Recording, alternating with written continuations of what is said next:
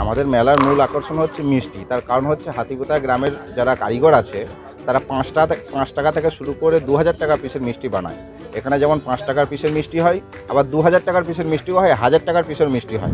5 থেকে 2000 টাকা পর্যন্ত শুরু, আরও এর থেকে বড় হয় অর্ডার দিলে। বলছি কি এত দামের মিষ্টি কি বিক্রি হয়? হ্যাঁ, বিক্রি প্রতি বছরকার জন্য হয়। আজকে 23-24 বছর পর্যন্ত এইভাবে একভাবে করে আসছে।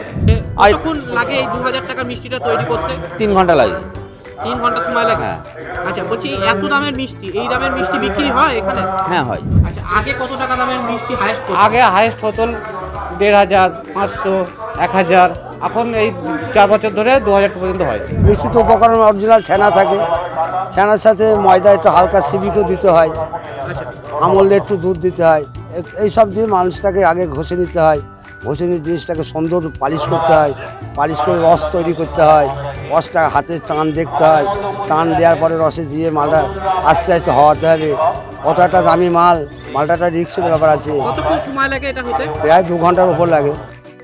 বাংলা সাহিত্যে অমর হয়ে রয়েছে কথা সাহিত্যিক শরৎচন্দ্র চট্টোপাধ্যায়ের লেখা দেবদাস উপন্যাস। সেই উপন্যাসে দেবদাস মিষ্টির ভক্ত ছিলেন কিনা তা অবশ্য কারোর জানা নেই। তবে দেবদাস উপন্যাসকে আঁকড়ে পূর্ব বর্ধমানের কালনার হাতিপোতা গ্রামে চলা দেবদাস স্মৃতিমেলা প্রাঙ্গণ শুধুই যেন মিষ্টিময়। তাও আবার যে সে মিষ্টি নয়।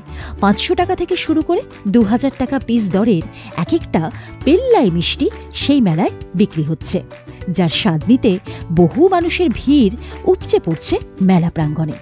আর ঠান্ডার মধ্যেও বিক্রি ভালো হওয়ায় দেবদাসের নামে জয়ধ্বনিও দিচ্ছেন ব্যবসায়ীরা।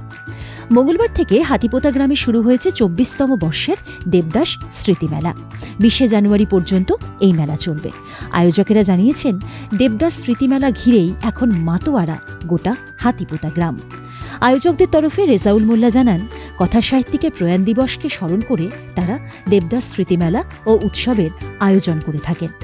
হাতিপোতা গ্রাম এখন রাজ্যের পর্যটন মানচিত্রেও জায়গা করে নিয়েছে। দেবদাস মেলা প্রাঙ্গণে মিষ্টি কারবারিদের পেল্লাই সাইজের মিষ্টি তৈরি করে বিক্রির পেছনে রয়েছে এক অভিনব ভাবনা। নদিয়া থেকে এসে মেলায় মিষ্টির দোকান খুলে বসা আকবর আলী শেখ জানান, ছানার সঙ্গে ময়দা নানান উপকরণ একসঙ্গে মিশিয়ে তা ভালো করে মেখে ছোট থেকে শুরু করে পেল্লাই আকারের নানান ধরনের মিষ্টি তৈরি করছেন। তার মধ্যে খরিদ্দারদের কাছে নজর কেড়েছে পেল্লাই সাইজের নোড়া পান্তুয়া। সাইজ অনুযায়ী সেই মিষ্টির কোনোটির দাম 500, কোনোটি 1000, আবার কোনোটি 2000 টাকা রাখা হয়েছে। 2000 টাকা দামের একটি মিষ্টি তৈরি করতে তাদের প্রায় 4 কিলো ছানা লাগে। তার সঙ্গে থাকে ময়দা সহ অন্যান্য উপকরণও। রসে ডোবানোর পর এক একটি মিষ্টির ওজন প্রায় 7 কেজিতে গিয়ে দাঁড়ায়।